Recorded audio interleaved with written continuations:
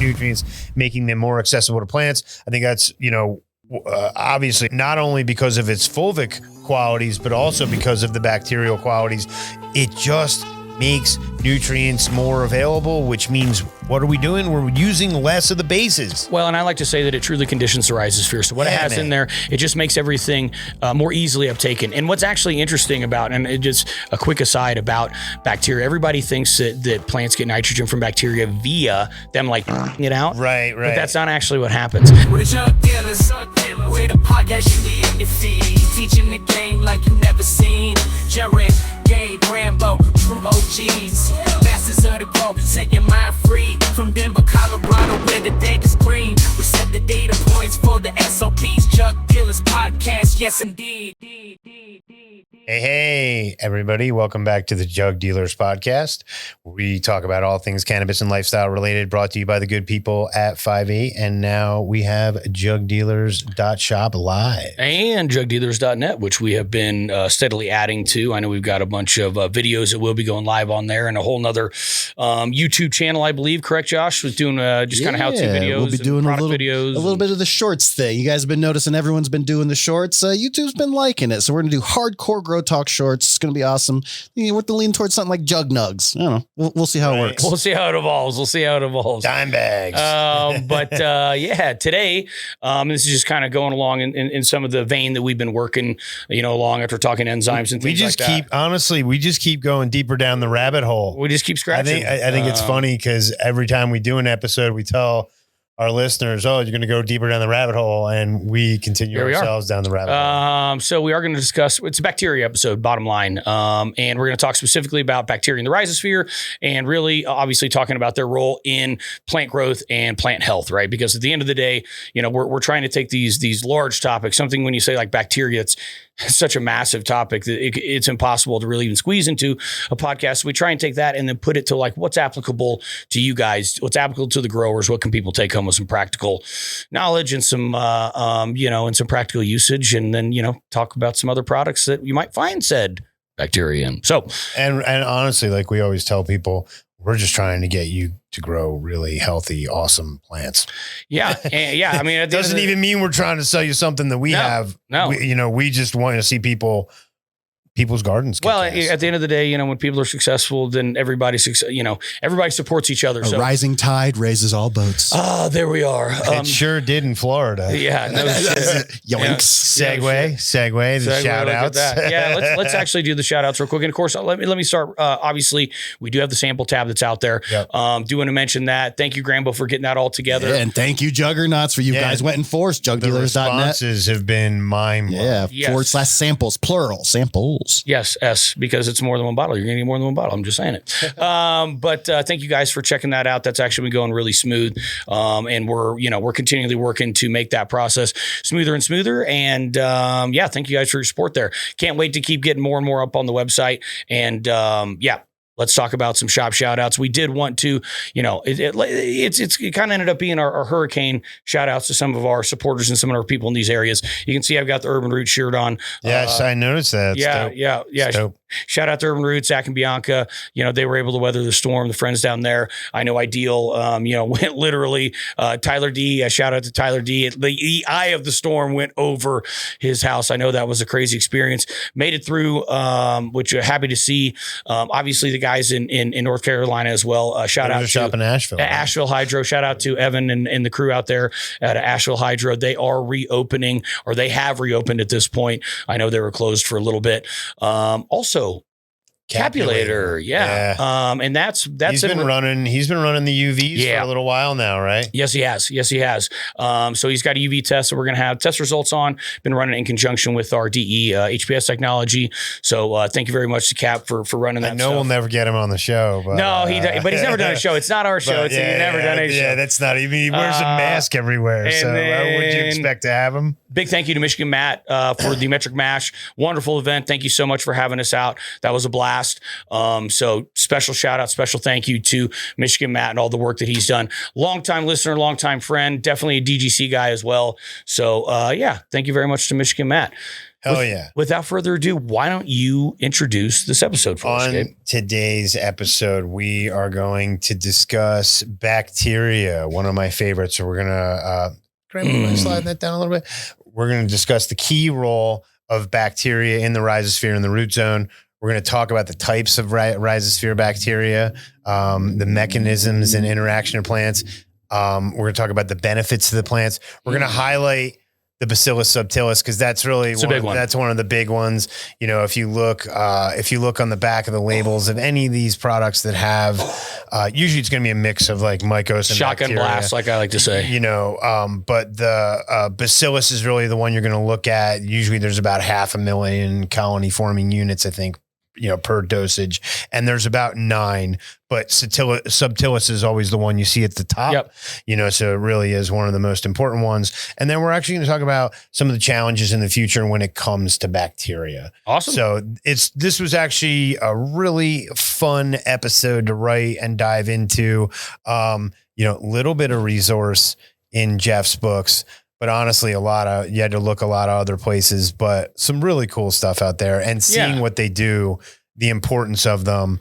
Well, in the mystery, right? Like again, bacteria is so, it's such a huge, category, right? And it's, we could go a lot of places for. I love how you put the featured bacteria, the episode. Yeah, the featured bacteria, because there were so many to pick from, and once you start, like when I looked up, Bacillus, I think Licheniformis, it's pretty much there for like helping against like pathogens and stuff like that. Like the bacteria, you figure they're, closest, they're single-celled organisms and stuff like that. So they have very specific jobs.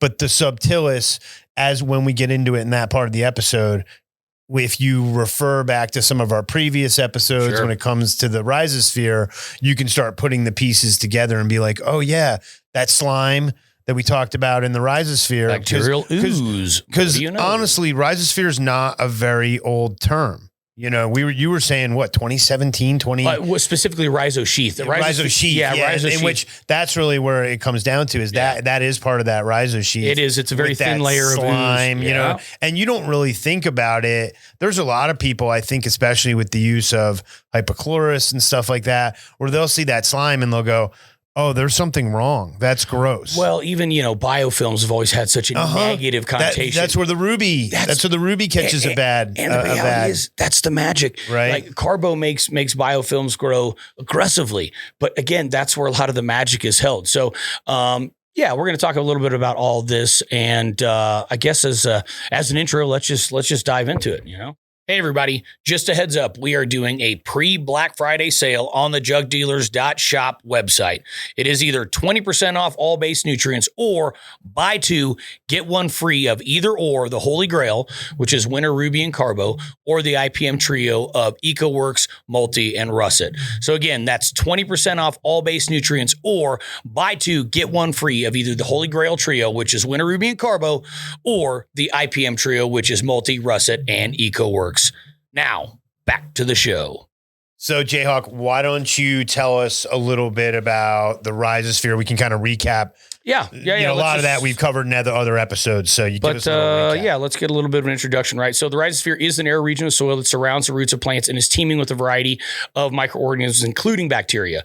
So really that super, super thin layer, again, that's a modern term that is now known as the rhizosheath. Mm-hmm. So products like one that we have in particular, Rhizium, focuses on that area. It's a newer area of study, actually, and it's incredibly thin. Honestly, when we did that episode, because I think that's one of the things I enjoy most about doing these shows is really having to dive down the rabbit hole to write them, and so many things clicked. Right. Especially, and when you were like, yeah, look, it's a term that really hasn't been around that long. And well, I said, when I was in school, I said, rhizosphere is there, but also what's crazy is rhizosphere really does, it's not just everything under there. It's too much. Rhizosphere is really, what it's talking about is the alive part of the soil and the stuff that's right next to the roots. And then of course the rhizosheath is an even smaller area, but I always kind of took rhizosphere as like the whole. It was like within 1 inch, I think was the. Oh, no. You're talking like millimeters or something like that. Millimeters. Yeah, millimeters. I mean, mean, it was like tiny. the width of a human hair kind of stuff. Right. It's specifically the rhizosphere. Now the rhizosphere is that area that goes a little bit, out there, but still it's not the whole root zone, right? So I always kind of looked at rhizosphere as being a larger term. In reality, it is very specific to that root part of the root zone that is alive, that is, teeming with microbes, if you will. Wink, wink. So anyway, this zone that we're talking about is crucial for plant health. There is an episode that I don't remember what the number was, but we did dive very, very specifically into the rhizo sheath. So if you guys do want to get a little bit more into that, we do have that in a previous episode. But this zone is crucial for plant health. It is the primary site for interaction between plants and soil microorganisms. Bacteria in the rhizosphere and rhizosheath can influence plant growth, nutrient availability, and disease resistance, which the disease resistance is a huge part of it. That was that lichen informis. Yeah. So today we are going to dive into all of that, right? So why don't you talk a little bit about some of the key roles of bacteria in the rhizosphere, Gabe? So one of the first key roles is obviously going to be nutrient uptake and availability and cycling. Certain bacteria such as rhizobium and aspergillum can convert atmospheric nitrogen into a form that plants utilize, like ammonium NH, phosphorus solubilization. Solubilization. Say that 3 times. Phosphorus is often present as insoluble form in the soil. Yep. Bacteria like Bacillus and Pseudomonas can solubilize for phosphorus, making it accessible to the plants. I think that's one of the things that is really a big takeaway for me is you have all these people that use hypochlorous. You have all these people that are running high ECs. Sure. Well, of course, that's going to have to work hand in hand because you've eliminated some of the things that help break down these elements and make them available to and that's the thing. Like if you were to like just take a diagram and show total phosphorus versus available phosphorus, there's a lot of phosphorus typically in any root zone. Well, phosphoric acid is usually people's pH down as well. But what's available is a very thin sliver of that. Mm-hmm. So products which is actually a very interesting product, like Mammoth P, which there's a number of them out there. What these are is a consortium, meaning it's a mix of several different bacteria that actually go into this previously unavailable phosphorus and make it more available. Mm-hmm. So to your point, having this, this very healthy and robust and complex, microorganism situation. And I say microorganism because it's bacteria, it's protozoa, it's mycorrhizals, it's enzymes, it's all these things which all, kind of fall under that biostimulant umbrella as well, which is a pretty general term. But so obviously, production of plant growth and promoting substances, that's a huge part of bacteria as well. Some bacteria produce phytohormones like auxin, cytokinins, and gibberellins. Mm-hmm. Obviously, these are naturally produced plant hormones that do a variety of different things depending on the ratio they're in.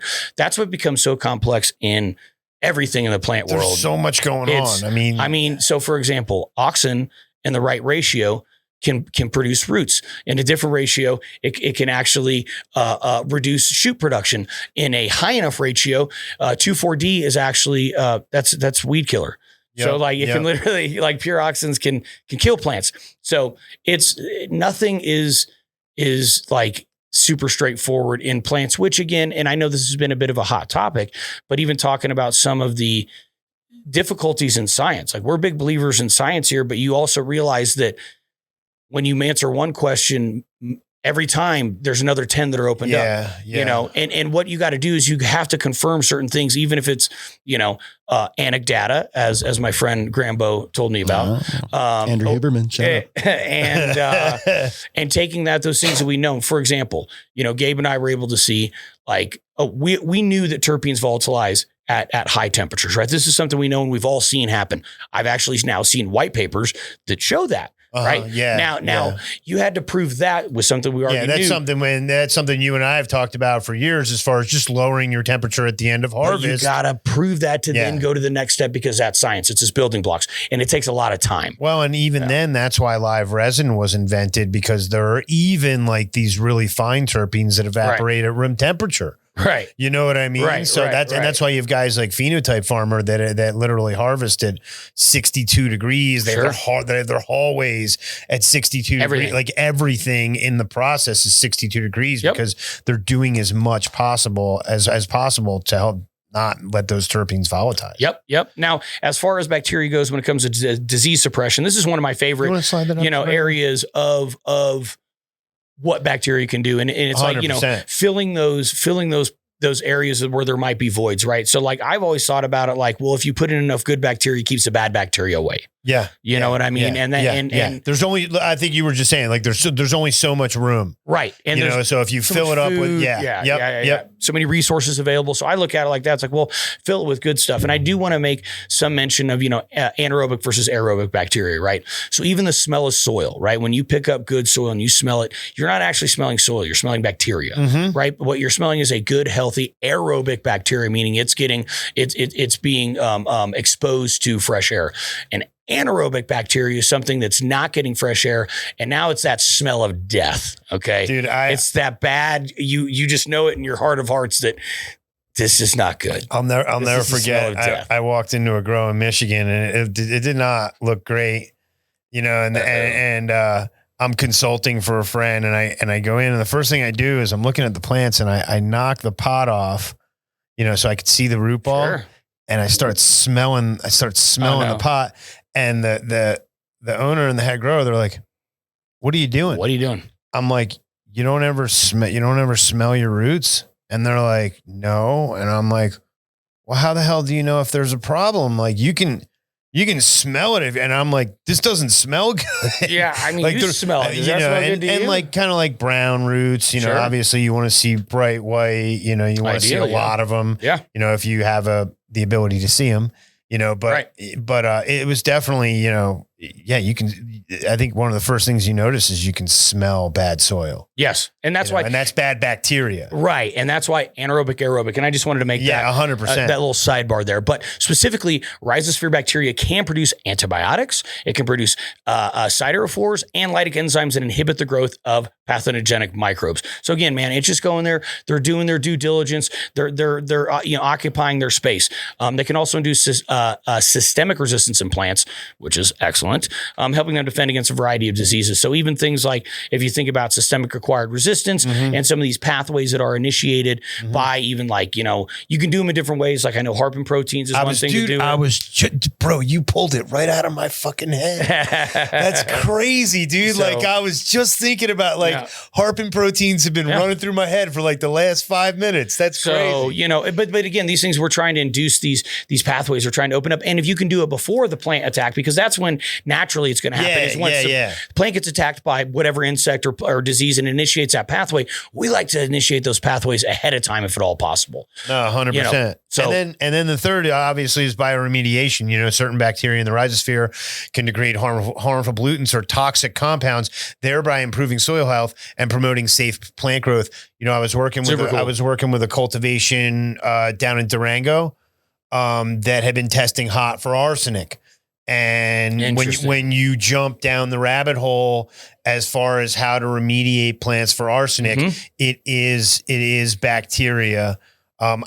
It's been a while since I did it, so I don't remember everything off the top of my head, but us doing this episode kind of reminded me of that, which that's basically what it does is it surrounds the roots and it eats the arsenic before the plant can ingest it. And for any of you who don't know, cannabis is it is a bioaccumulator. It's a hyperaccumulator of heavy metals. Heavy metals. Yep. So like, they use it to remediate soil, like hemp, remediate soil. Commonly, in a lot of places. Mining sites, selenium. It's really good at it. But when it comes to cannabis, and then you have elements like boron and stuff like that, which don't.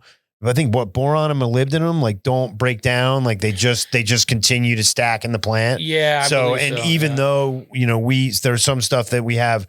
It's boron. It's just boron. Boron's the one that just hyper accumulates in the plant. Well, and that's why you can get boron toxicity pretty quickly. Yep. But I mean, the plants love it. But it is one of the 7. One way to actually remediate if you ever have arsenic is look into it. There's a lot of information. Like I always tell people, type in EDU.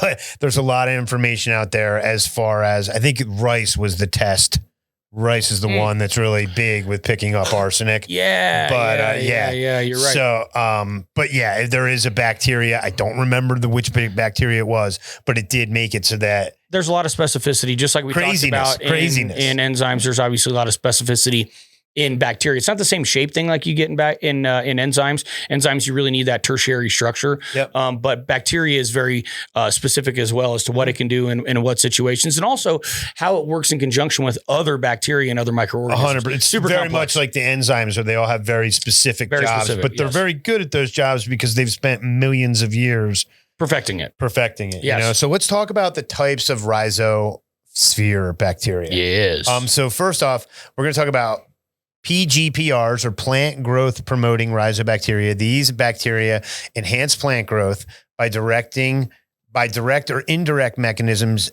Examples include Bacillus, Pseudomonas, Enterobacter, and Aspergillus. Aspergillus. Yes. It's always fun getting to try and go back through these things. Another one would be it's all Latin names too. It's like you just turns out I don't speak. Your tongue doesn't. It's like speaking Thai. Your tongue's not used to making those motions. Another one would be endophytic bacteria.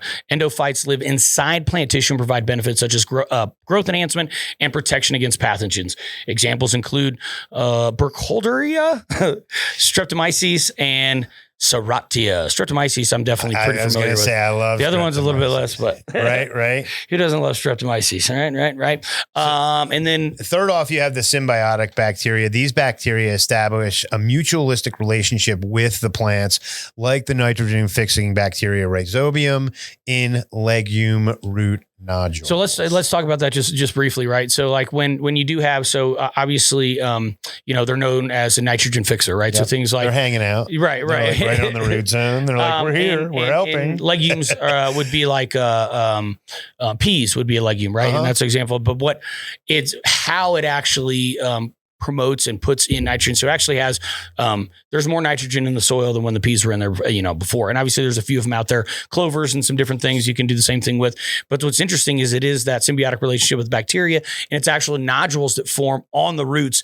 And that's where it's all going down. That's where the magic's happening. They're just like, hey, we're here. There's exudates. Let's fuck them. We're trading back and forth. We got some sugar going on. I was about to say there's sugar. Let's party. Yeah, exactly. So let's talk a little bit about some mechanisms of interaction with plants, because this is really where, in my opinion, it starts getting really important and practical. These are simple mechanisms, so it's all about signaling. Correct. So root exudates, as we just mentioned, used as signaling molecules. So plants release a wide range of root exudates, including sugars, amino acids, and organic acids, which attract and stimulate bacterial activity. So the plant's definitely, it's out there. It's a chess player. It's putting things in motion. We talk about the ion exchange, and as far as these all having positive, soil having negative charges. Well, even something like osmosis. There's millions and millions of things happening within. What are we? The one episode, or like there was like how many millions of reactions in? Well, a second. Yeah, and especially when you have the right enzymes, right? Exactly. Remember the one happens in milliseconds or millions of years. Yeah, you're like, what? Anyway, go check out the enzyme episode. It's definitely a good one. I was proud of that one. So I think one thing people notice a lot is there's going to be biofilm formation. Rhizosphere bacteria often form biofilms, which are communities of microorganisms encased in an extracellular matrix. So you'll see one of the things we see with the ruby is we get a little bit of shark's blood. Shout out to Sunleaf. As Sunleaf likes to call it. Biofilms protect bacteria from environmental stress and increase their ability to interact with plant roots. So this, again, it's called bacterial ooze. And in fact, you can even, if certain problems are bacterial, you can actually like cut plant tissue and then see how it oozes out through water. There's a couple little tests. So, but again, you see those biofilms are built up. That's a bacteria's happy place. They're with a bunch of their friends. There's a lot of protection. It's moving like an army. Slime is good, people. Slime is good. It's not pretty, but I'll tell you what, plants don't know pretty. And it's like my old man said, you don't get points for pretty. It's more into golf, but the reality is if it's getting in the right direction, just because your res might be stained a little bit, that doesn't mean things are going wrong. That's just it. Just because it's clear doesn't mean it's available. And I think we're talking about microscopic level, so the fact that it's clear, who cares? And here's what I'll say, what plants want and what people want aren't necessarily all the same thing. If we're working as a steward of the plant and just being the plant custodian that I believe that we should be, and just kind of sitting there cleaning up around it, then a little bit of slime here or there, as long as there's not clogging. Obviously, you've got to manage your room. That's a real scenario. But beyond that, it's like, man, dude, they were here before us. They're going to be here after us. Don't overthink it. Let plants be plants. Right. Well, and I think the biggest thing that we try to pound into people's heads is just, it's not just the 17 essential elements. It's so much more. Well, and that's essential So versus much beneficial. more. There are two different things, right? 100%. So that's, we like to talk a lot more about the plant beneficial because everybody's got the plant essential. Bro, I didn't even look at it that way before I worked here. I really didn't. I think that's one of the best things about just being involved with everybody 5'8" wise, sure, new millennium wise, sure, is just the fact that, like, hey man, there's so much more going on. And that's why when we talk to people about our ECs or our mix ratios or any of that stuff, all our numbers are pretty low comparatively. It's very available. And all our ECs, like what I can do with a 2.4, 2.2 EC, gets it done, man. Gets her done. You know what I mean? So let's talk about horizontal gene transfer. I was about to say, last but not least, and very interesting as well, bacteria can exchange genes through horizontal gene transfer, facilitating adaptation to the rhizosphere environment and enhancing plant bacteria interactions. So they seem to even be involved in some of this turning on and turning off of genes as you go generation to generation. And a plant like we deal with, it's an annual plant, has that ability to then go back in. I actually looked this up. I believe cannabis is just a diploid, meaning it has two sets, which does make the plant breeding aspect of it much more straightforward as opposed to something like an octoploid, right? There are many different plants with a variety. They're always an even set, right? It's got to be even set because you got to, if it's 8, it's got to be 4 and 4, right? If it's 16, 8 and 8, whatever. But that's one of the reasons I think that people have had a fairly high level of success, but also are able to, and this is just a speculation, they're able to get away with some of these, polyhybrids on polyhybrids as you're working with diploids and not something that's much more complex. But what a plant has the ability to do, whether it's cannabis or tomatoes or something like that, it goes to seed. It goes, what the hell happened this year? I'm going to take that and then I'm going to try and do better next year. Yeah. Right. So if I took a tomato, let's say from Missouri, and I brought it up to Netherland, right? And I put it out there. Well, it's going to be a tough, short season. Yeah. The next year, maybe you get hopefully you get 8 tomatoes so that you have something to plant the next year. Right. Right. But it goes into its bank. It turns genes on and off. Do you let that tomato just fall to the ground and do it naturally? What you would do is simulate that. So you would just drop it on a plate or something like that, let it rot. You actually need fungus. You need a mold to go over. Yeah. That's why I was asking, is it better to just let it drop into the soil and do it? I mean, in all honesty, that's what naturally would happen. And I would actually say what would be that's cool why I'm thinking about is maybe let part of it drop and then take like a spoonful out of it and put it on a plate and have it mold over. Because what's happening is you need that mold. And if you think about it, when the plant tomato drops on the ground, and trust me, I have 1 million little tomatoes the next year, every year, no matter how many tomatoes I pick up off the ground. So to your point, it's going to happen, right? And that's what would happen in nature. Yeah, right? yeah. That's what now, I'm if saying. I take those and get the mold over it, that actually breaks down a little gelatinous layer around the seeds and makes them ready to plant. If you don't do that, they're not activated. And that's one of the dormancy characteristics of tomatoes specifically. But again, there's all kinds of different dormancy characteristics. With cannabis, it's more of a hard shell coat. It doesn't need to be molded over, but it's going to have a solid imbibing. It's going to really have to get a good water uptake. We didn't. I'm going to be honest with you. I don't remember in little sidetrack, but I don't remember in Amsterdam where they were starting from cuttings. I'm guessing we never saw the propagation. So it's funny. I actually I didn't think about it till right now. They're buying cuttings in, and I actually asked them. Yep. They're buying. They're not doing the propagation. Because I know there were 10 months of. Yeah, they're because it's such a specialized operation. They're bringing it in by the tray, and they're buying it per tray. Probably a couple pennies. If it's tissue culture. I don't know, and I don't know if those particular plants, if they're not super virus riddled, it wouldn't need to be tissue culture. So the reality is, certain things like strawberries have to be tissue culture, right? That's because they are virus riddled. They are an incredibly sick plant. If you don't get a guaranteed virus free, you're screwed. But something like even Hershey did a study on with coca plants or cacao plants and whether tissue culture was practical. And they were like, nah, it doesn't. It's not worth it, right? I believe they do. I think for cannabis, it's nice for a library. And it's nice for cleaning some stuff up. Like as far as having like, but again, that's also HPLVD but that's also nodal cuttings PM. versus apical cuttings. Yeah. Whole different. That's a different episode. But this is good stuff. Like this is where I love when you guys get sidetracked. That's where the real juice is. So don't ever fear getting sidetracked because this is good stuff. I hope you guys do like it when we get sidetracked. We like to try and keep a good topic, but also man, we do like to let this flow and let it go. We keep it real. We don't. Yeah. Well, I mean, and we don't over prepare because I like for this stuff to come out. And we're also usually pretty high. This is true. Not gonna Remember last time when I forgot I was on the podcast for a second? I remember that time when we opened up and you guys were laughing. It was like, should we start again? You're like, no.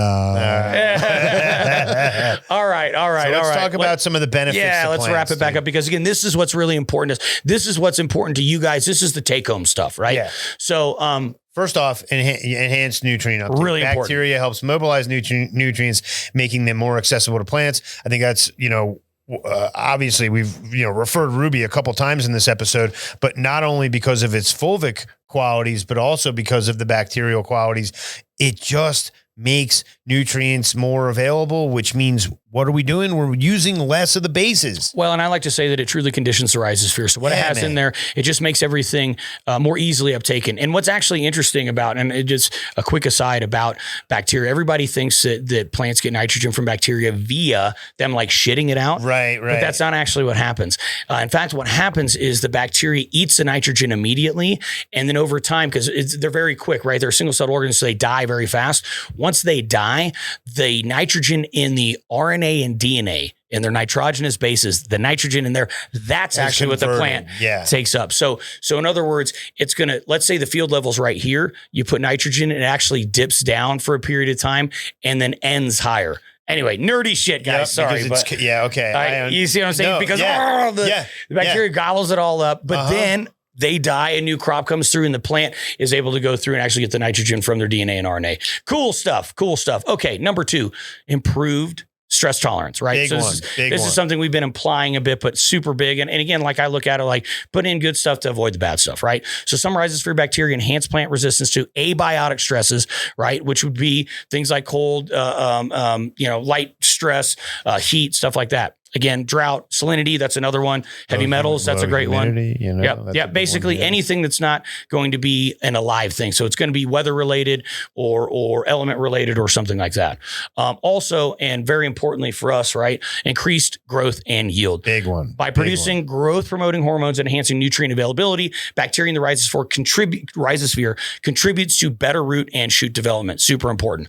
Ultimately is going to increase plant yield, which that's what we're trying to do. And these things that maybe aren't plant necessary or whatever, but we know that are plant beneficial. And I think this is a great example of that. So even talking about going with a completely clean grow system that lacks bacteria, it's not saying that it can't happen and it won't work, but I would venture to say it's going to work better by having these microbial situations, very healthy microbial situations that has a high level of what do I want to say? Diversity. That's really what I'm looking for. And that's what you're looking for, really. Yeah. I mean, I'll be honest with you. When I saw Elon's robots coming out for like 30 grand, Cleans your house, the ones that clean your house. I saw F that, dude. They're going to be watering my garden. Well, hey, whatever. I hit up my buddy and I was like, bro, hand water game is back in effect. You're like, let's go Hazzies. We can put all the slime and everything we want in the water now. Like, who cares? You ain't going to be clogging lines. Hey, you might be onto something. You guys are kind of joking, but for sure in 2 years, we're going to look back and go, there's just robots walking around every commercial grow in America. I'm not trying to be a dick, but the reality is, man, like, for $30,000 for a robot, I pay an employee for that for a year. Yeah, more and, probably, right? And I have to insure that person, and they get sick. They call out on Christmas. I think that's one of the biggest things that people don't understand about the cannabis business, and it's one of the biggest challenges is getting someone to show up. When I was a cultivation manager, I would tell people all the time, Christmas, New Year's, July 4th. I'm getting a phone call about something being messed up in the building and some problem. And Guaranteed. usually, and humans don't want to deal with that on those days. Yeah, people think that the cannabis game, they're just going to show up and I'm going to smoke weed and hang out. It's hard work. A lot of work, folks. A lot of work. A lot of work. But it's it is what it is, man. It's put up or shut up. But let's talk about our highlight. Our highlight bacteria, Bacillus subtilis. There's so many. I would encourage anybody on any product you buy to look at the label. But, Great White's the one that I refer to just because it does it does have a nice mix. But if you look on the back of it, it's got 9 different types of bacillus, and they all have different funny last names that are Latin.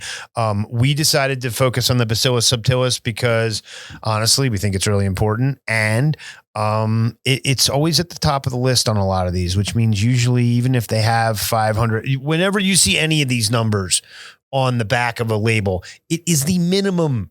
It is the minimum. So if it says it has 500,000, that means it has at least 500,000. But if bacillus is at the top of that list, it's probably got the most bacillus. So typically, So bacillus is a gram-positive rod-shaped bacterium commonly found in soil and the rhizosphere root zone of plants. It's known for its ability to produce endospores, allowing it to withstand harsh environmental conditions. So that's why you see it around a lot, because it's got good shelf stability. Yeah. And I think that's I think that says it right there. Why is there so much subsillus? Well, it's going to live. Because it's going to, And I've even always said, life happens, right? So even using some of these hypochlorous acid and shit like that, if you think you're going to kill bacteria, really kill bacteria, give me a break, man. So, life happens. Bacteria is very resilient, and it'll find a way, is the way I look at it. Now, are you going to be able to get the benefits of the stress reduction and the growth enhancement and everything else and the yield enhancement? No, I don't think so. You know what I mean? But I always think it's kind of funny because I don't even ever believe that everything's killed. Just life happens, man. Nope. So it does play a crucial role in the soil ecosystem and as a plant growth promoting rhizobacterium, or a PGPR, not to be confused with a PGR. But similar, and obviously it's facilitating and helping that. Yeah, and that's situation is basically what we're always talking about, is things that help other things work better. So what are some characteristics of our friend Bacillus subtilis? So, again, we did say it was rod shaped, which is, pretty unique to it. And it forms endospores under stress and under stress conditions. It thrives in diverse environments due to its resilience and ability to utilize various carbon resources. And as we talked about, plants are 45% carbon. So this is really helping with a lot of that process. Well, and if anybody out there is going, why the hell are we talking about that it's rod shaped? That's one of the ways you identify bacteria under a microscope. All these different, if you were to pull up the 9 that are most commonly used, they all have these different little shapes. And that's how you identify them. It's all about identification. Was I reading that the mitochondrion is basically what it started out as bacteria, but it's just become specific over millions of years of evolution, but I think I was reading that it was almost originally parasitic bacteria. Well, there are some, obviously different theories and stuff out there, and some of the stuff is very hard to prove, but there's, that is one of the things I've read, is there's been some speculation. It's so wild, man. When you talk about the rabbit hole, man. Taken, it basically, from what I've kind of read, supposedly may have kind of taken in mitochondria, kind of grabbed it and stuck it and made a part of its system. I don't know, man. Crazy shit, guys. Crazy shit. But again, the biofilm formation. Biofilm is your friend, folks, but you also have to be concerned if you are doing, especially in commercial, it's a real thing. So bacteria do produce biofilms on plant roots, enhances that root colonization and interaction with the plant. Again, we know there's a lot of positive interactions going there, just as far as even nutrient uptake, processing of nutrients, nutrient availability, all that kind of stuff. So specifically the rhizosphere and its importance. The rhizosphere, again, it's that narrow region. It is influenced by root exudates being sugars, aminos, organic acids, enzymes, all that kind of stuff. There's even what they call protein pumps that are on the roots that'll push out. The Golgi apparatus is a protein pump. Yeah, And so they'll even like pump out like H+ ions to either stabilize or then to switch out because it is an exchange process. You know, you also have things like, you know, osmosis going on where you have water moving across cell walls to even out. Man, there's just a lot of stuff going on. And specifically the rhizosphere is a hotspot for microbial activity. And that's really what the rhizosphere is. It's where the magic happens, and it influences all those things. If your root zone is crap, your plants they're just gonna suffer. I think it gets overlooked because people, they're not looking at it. Can't see it. Yeah. So they're just not seeing the action. You know, it's funny. You gave me those cuts and you gave them to me the old school style with the clear cup. Oh yeah. Inside the red. I like to see. I'm not a huge fan of the solo cups, but when it's given to me like that, it makes me happy because I always like pulling them out and being like, oh yeah, we got some banger roots here. That's some old school tech. That's some old head tech right there. Yeah. I picked that one up a number of years ago.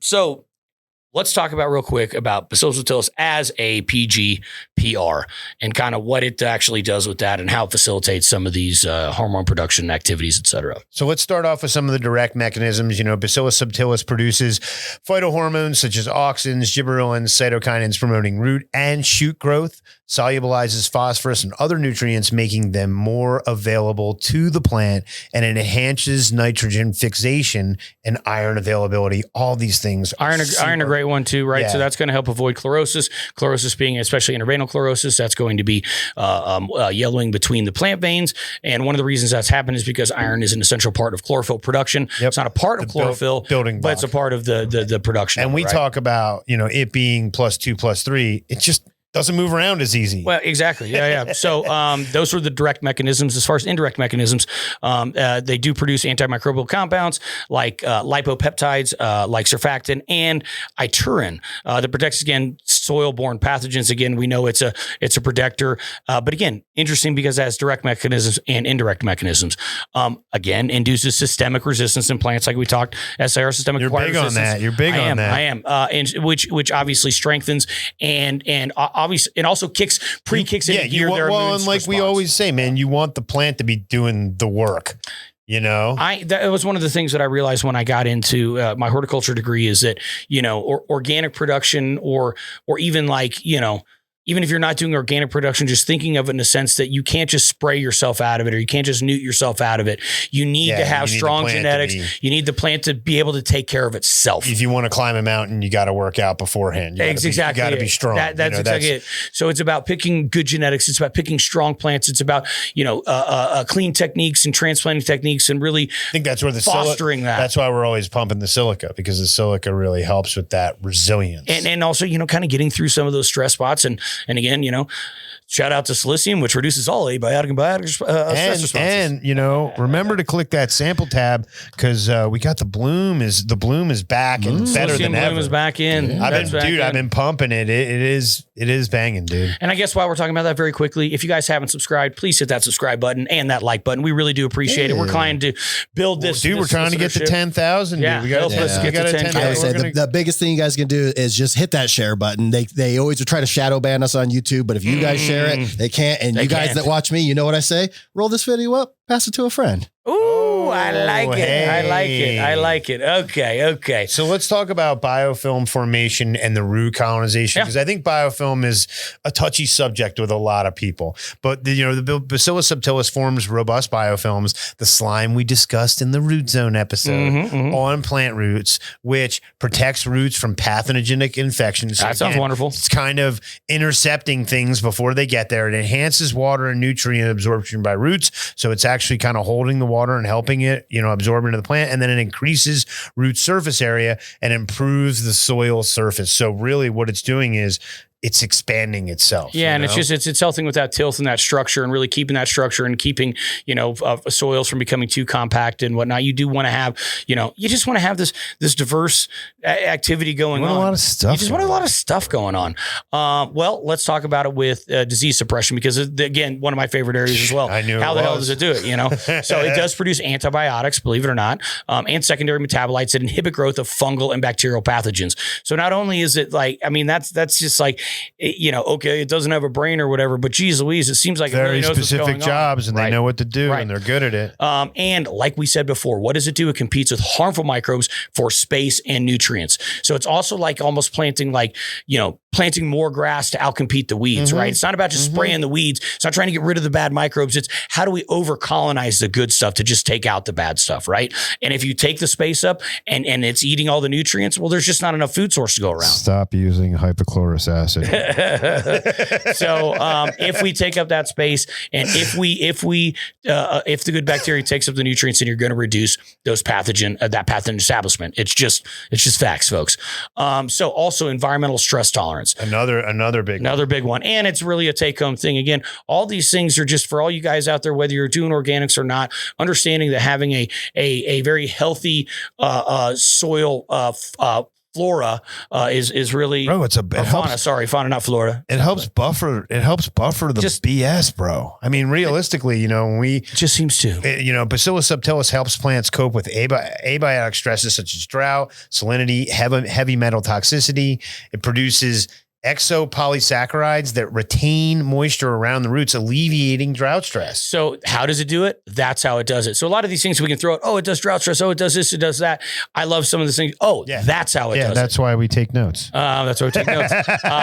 And it helps the sequestration and detoxification of heavy metals. What does that mean? So like I was saying earlier, if the arsenic is coming in, it sequesters it. So it literally pulls it to the side before it even gets into the root zone, and it starts munching away at that stuff. Just think about this as literally. I thought that was that's awesome. This episode, when it made me think of that, like I've seen this in action, right? Where and I forget what product I recommended to them, but it was a couple months of using that stuff on a heavier than normal schedule. Sure.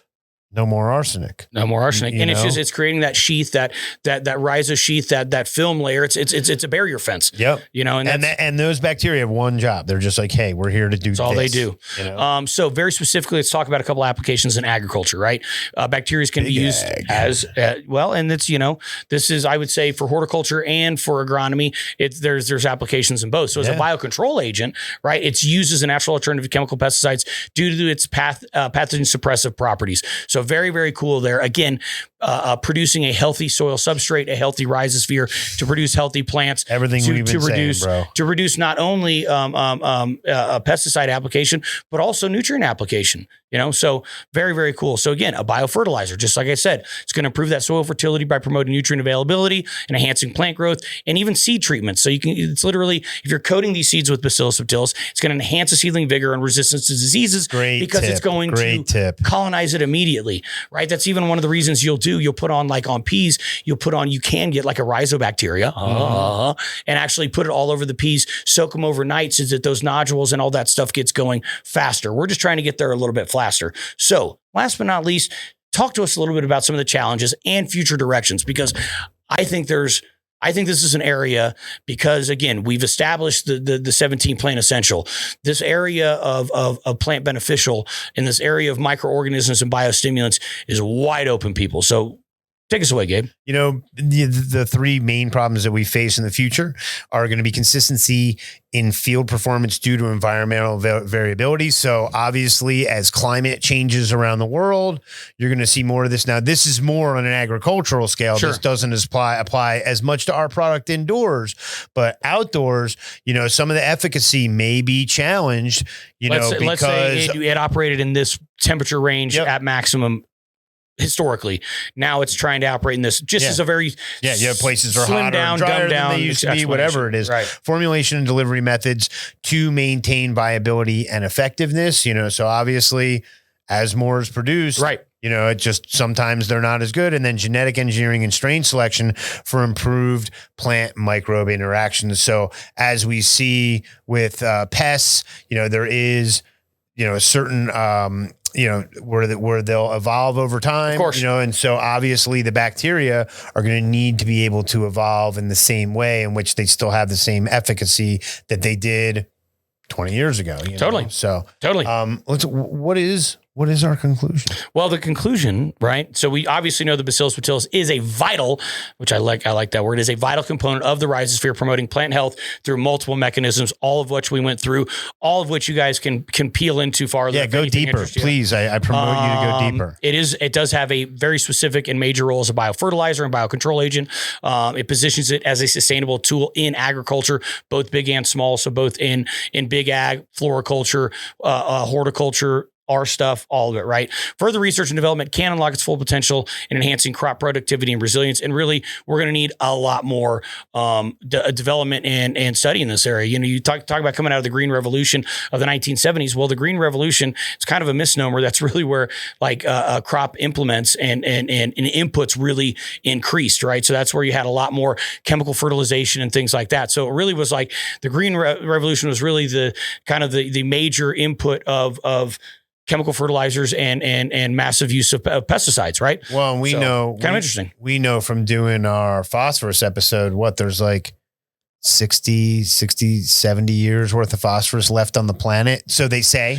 So they say where we're at right now from what we know. What we know, yep. You know, but we do know it's mined from, you know, generally, you know, pretty deep in the planet. So not as deep as potassium, but still. Right. But it's one of those things where, yeah, if I can give you something that's going to make your products use less of all these elements, why wouldn't you use it? Why wouldn't you use it? Right. That is something that, you know, long-term picture is staring us right in the face, and we're going to have to figure out a way to recycle or something. I was about to say, however, understanding and really the challenge is being, how are we going to understand these things? How are we going to harness that that power? How are we going to start understanding more specifically the complex interactions that are out there, right?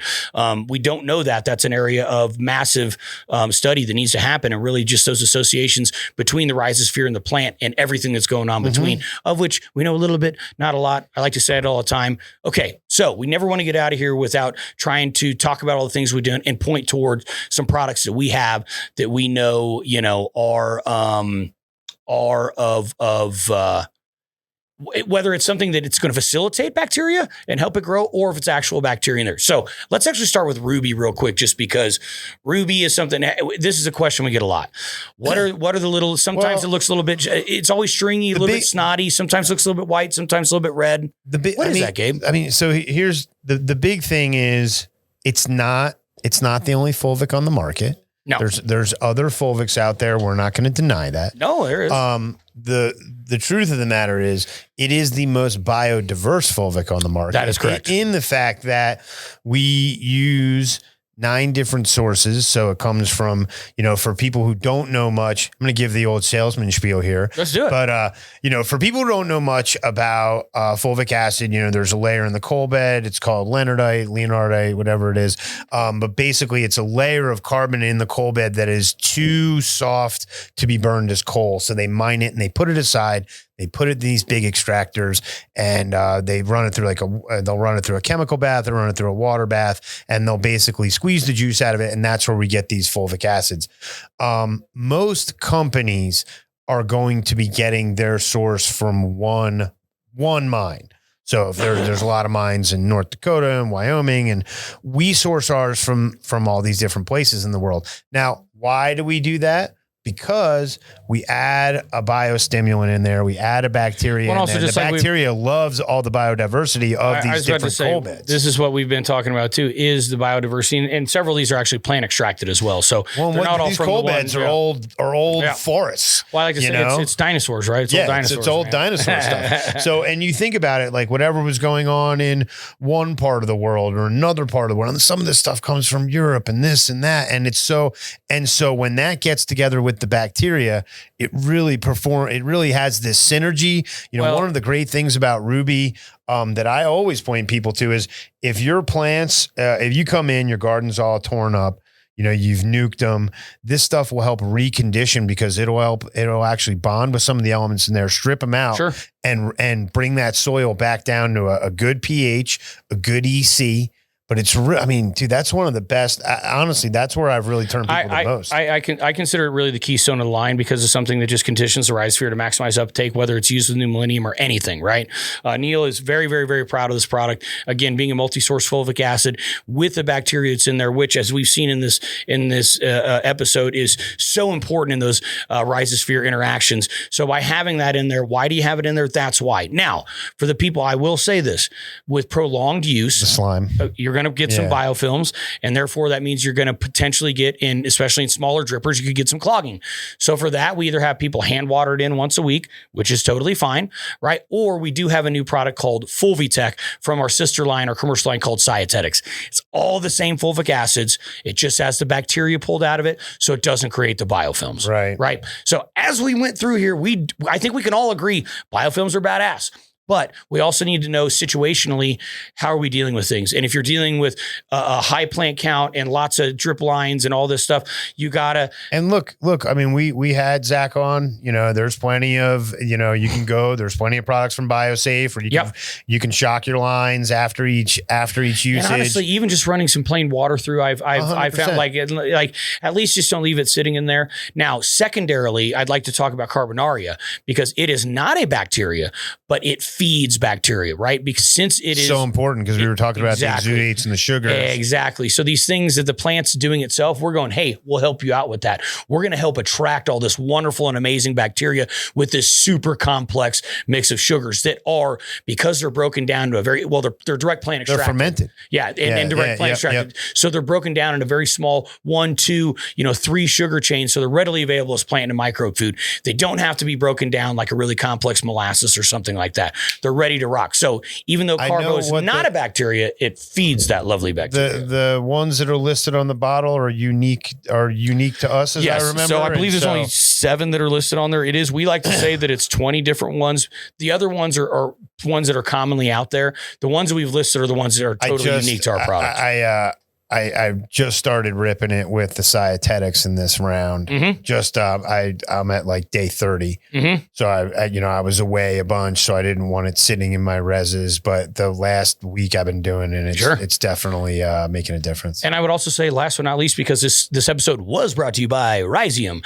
Rhizium's hey, way to bring it back around. We bring it back around. The root zone. Obviously, and very specifically that root zone, that rhizo sheath, where we do have that exudate layer, where we do have that biofilm layer, where we have it on a very, very microbial layer, so there is some bacteria in the rhizium, but also facilitates opening up a lot of those metabolic pathways and all that stuff. So it's not only does it have it in there, it's really working with the plant to open up all the other things in these interactions with the plants to whether produce it itself or to attract certain microbes or whatever. So really complex stuff, guys. I appreciate you coming out. This is a good one, man. This is a great one. Hidden Half of Nature. That's one, you guys, if you want to get into something that has, a little bit deeper stuff in this. I know we have in previous episodes, we've mentioned that.